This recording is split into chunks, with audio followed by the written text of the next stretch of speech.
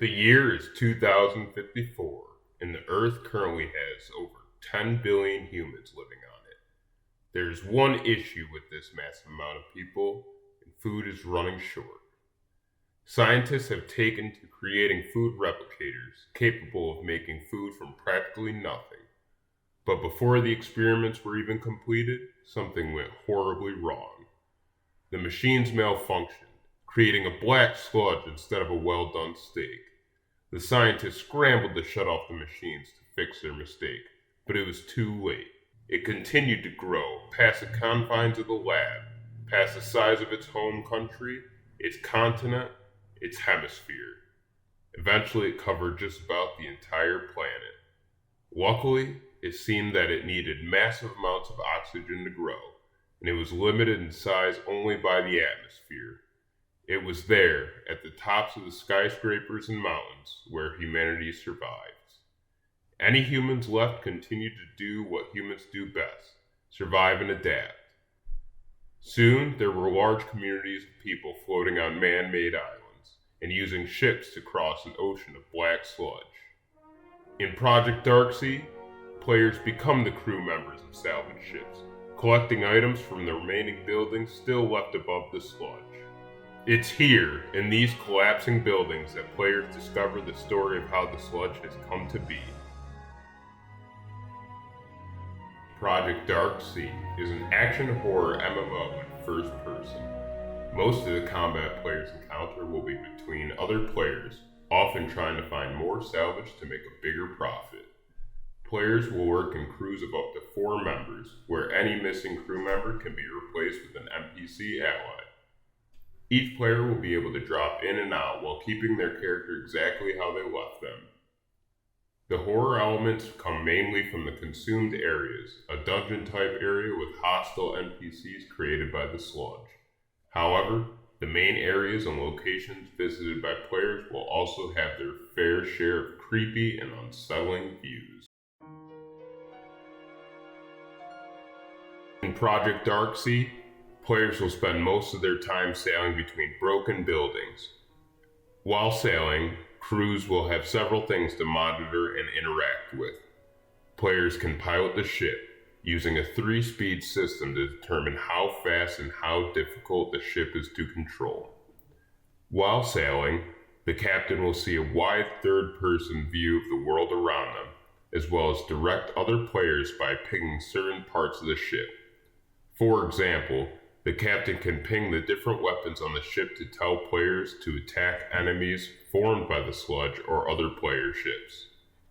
When on foot, players will have access to several types of handheld weaponry for combat, such as a melee weapon for close range, a small firearm for longer range attacks, as well as consumable throwable items that can cause a variety of effects on enemies.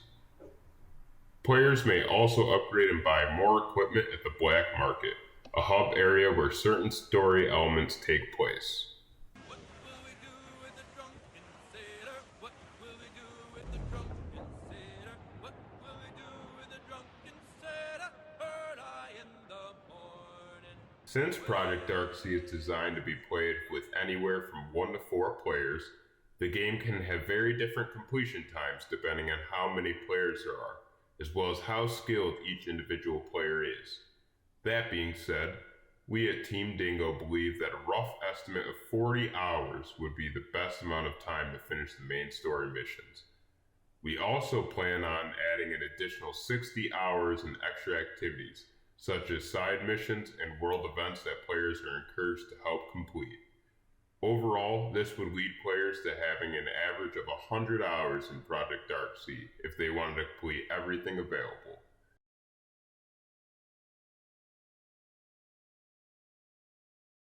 We at Team Dingo have broken down our plan for sound design into 3 equally important parts.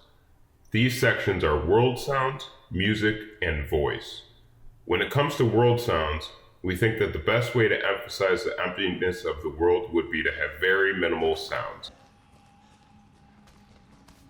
In skyscrapers and old research labs, players hear nothing but the sound of their own footsteps in the eerie setting of the decayed buildings.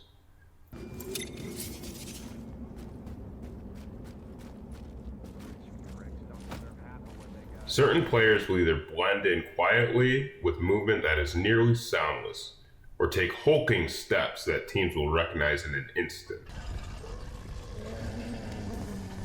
This heavy contrast creates areas where players will either have to remain quiet to track a silent enemy, or make sure they have enough supplies to take down a creature double their size.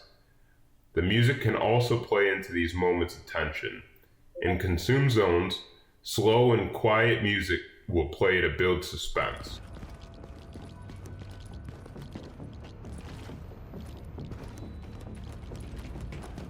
Calming music of different styles can be played in the black market and while sailing. If players begin combat while sailing, the music will change from calming ambient sound to a battle theme, which fades out when combat is finished. In the black market, players can interact with the band to change the music that they hear, choosing from all tracks used throughout Project Darksea. When talking with an NPC, players will see text on their screen and hear some generic opening lines from that character.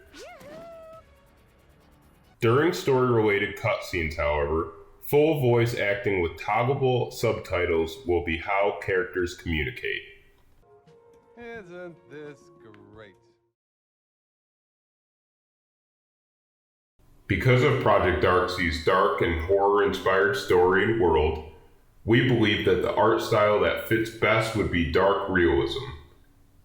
Other art styles like cel shading don't look as serious, and we think that it would be much harder to create a dark and scary atmosphere with those styles. With this, we plan on making the world feel abandoned, leaving only the skeletons of the world as we know it. Many areas will feature sparse lighting meant to make players feel uneasy, as it's difficult to learn what hides in every shadow.